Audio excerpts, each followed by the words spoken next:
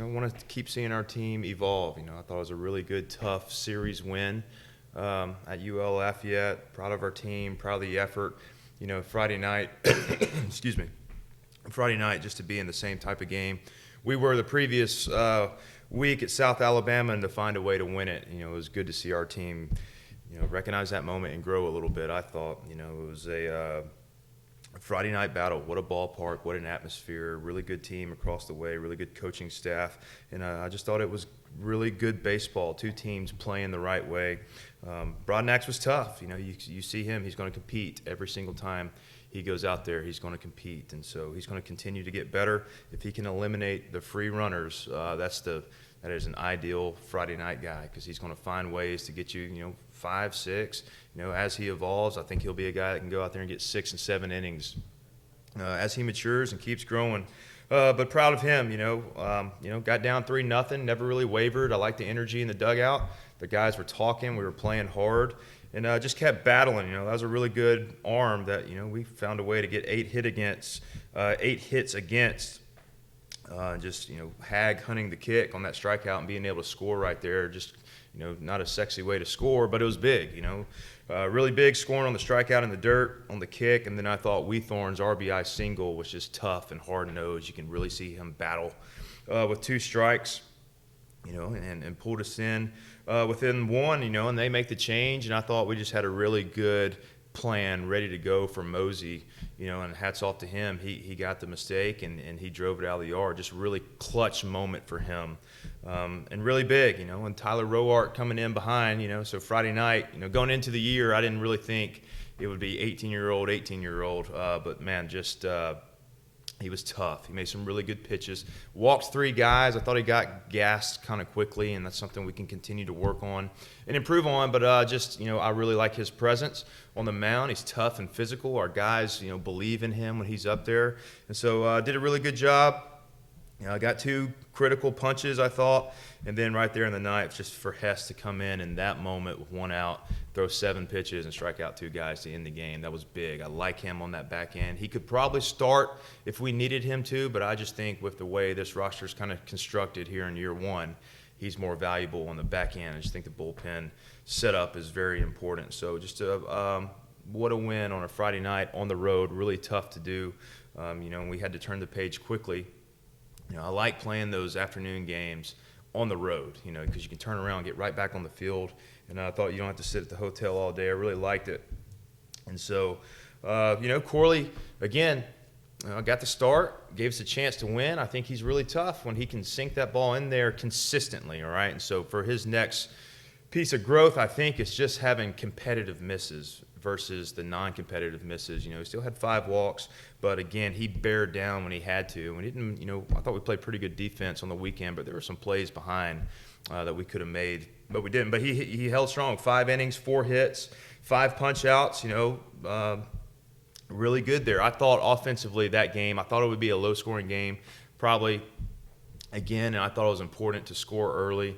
And so I really liked that inning where we scored. I believe it was Jake Haggard led off.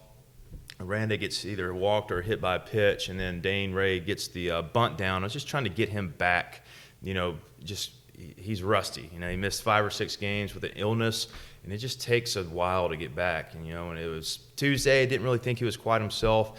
And then you step in, you're facing the quality arms that he's facing after taking so much time off. And, when he was out, he was out. He wasn't taking BP or anything. And so, I get it. Game's hard, and especially hard when you're not that sharp. And so just for him to get that bunt down and feel some success and feel that ball hit the barrel and go down, I thought it was good for him, big bunt. And I really like that AB from DuPont just sticking his nose in there. They pitched him tough, I thought, all weekend.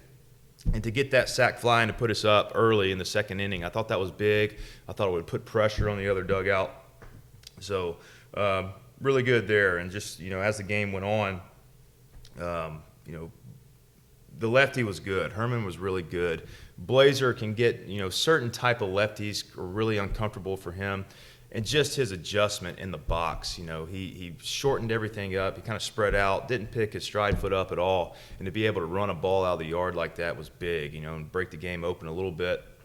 I think Haggard strikes out, and then Aranda flies out on the track. That ball was hit really hard. That's out in most ballparks in the country.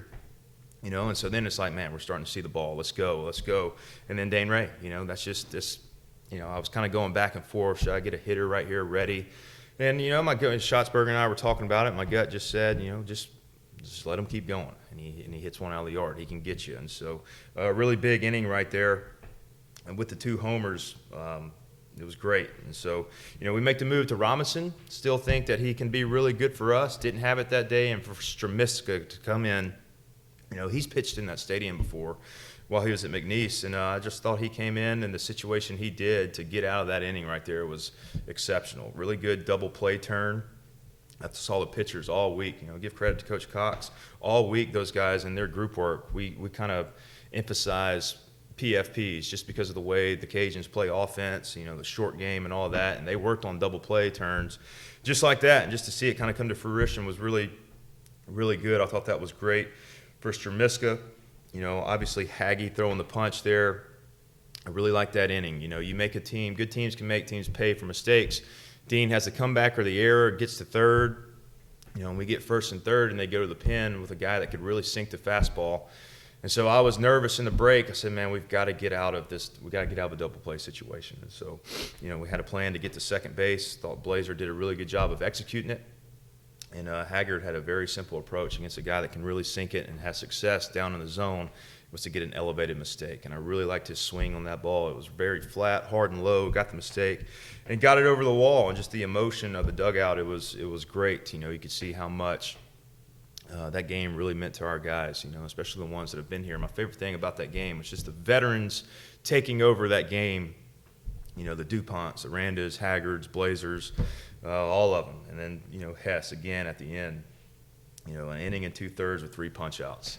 Just to do that back-to-back days was good. To clinch a series down there on the road was special. Especially after the previous.